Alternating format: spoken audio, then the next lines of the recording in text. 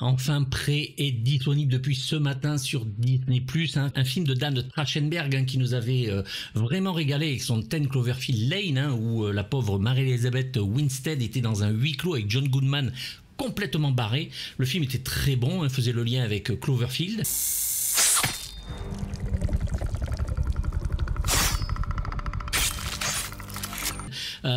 Écoutez, là encore, rien à dire.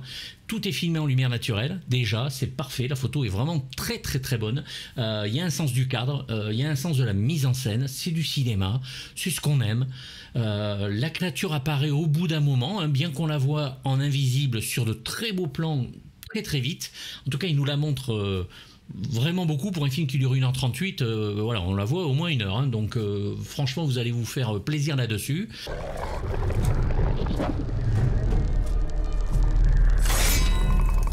L'actrice, il faut en parler, Amber Mindhunter est absolument, elle porte le film, c'est-à-dire qu'elle a un charisme qui fait qu'on a envie de suivre ses histoires. Alors, effectivement, elle s'entraîne avec des haches, avec des cordes et tout, c'est pas ultra crédible, mais on s'en branle après tout, on n'est pas là pour ça.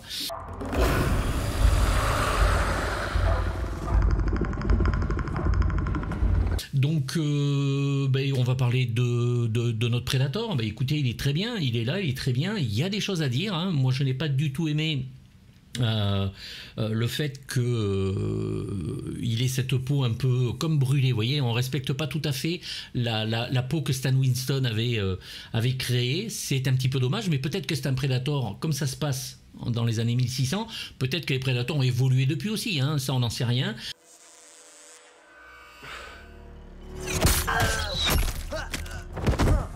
Son armement, lui, est absolument génial parce qu'il est très sauvage, il est très technique et il n'y a pas de missiles ou autre. Donc c'est vraiment comme les Indiens, mais niveau Predator. Donc il se met à niveau, même s'il est plus balèze, bien sûr. On sait que les Predators sont des petits tricheurs. C'est des bâtards, c'est des bâtards. Voilà.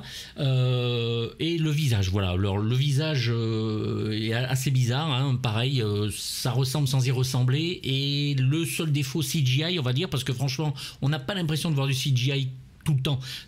Bien sûr, quand c'est invisible, c'en est, mais ça passe vraiment très très bien. C'est vraiment bien foutu, il n'y a pas ce côté dégueulasse.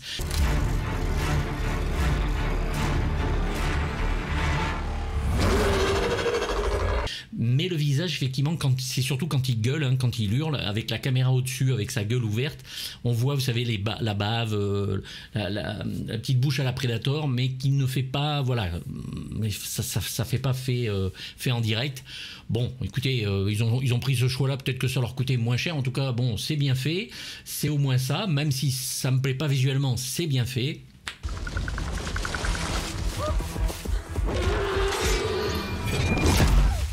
Après, il y avait effectivement le problème de la chaleur.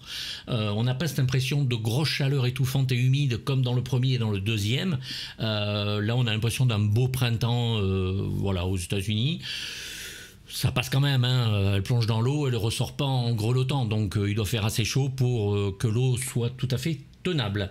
Il y a une scène particulière avec des Français canadiens, on ne sait pas trop, qui sont là avec leurs flingues à poudre noire et qui essaient de chasser le Predator aussi, mais qui ont un Français qui est absolument imbitable. Vous ne comprendrez pas un mot de ce qu'ils disent ou très peu.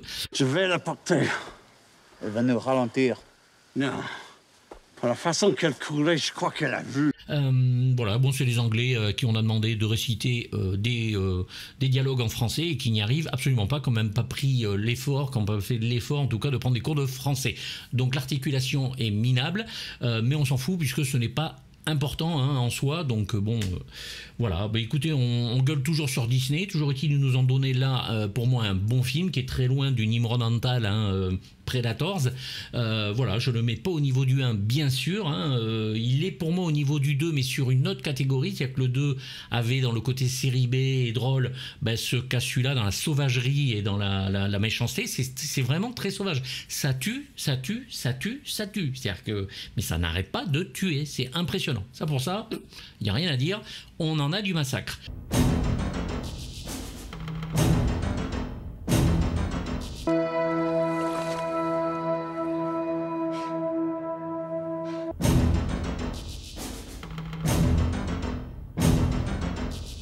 If it bleeds, we can kill it. Donc voilà, moi ça m'a donné ce que je voulais. Un bon petit film que je vais revoir très vite avec ma fille et que je vais montrer à des amis dès mardi parce qu'ils n'ont pas Disney+. Donc ils vont venir à la maison, on va se faire ça. Voilà, allez-y, régalez-vous, dites-moi ce que vous en pensez. Moi j'ai rien d'autre à dire. Hein, le film est parfait en l'état. Voilà, c'est pas...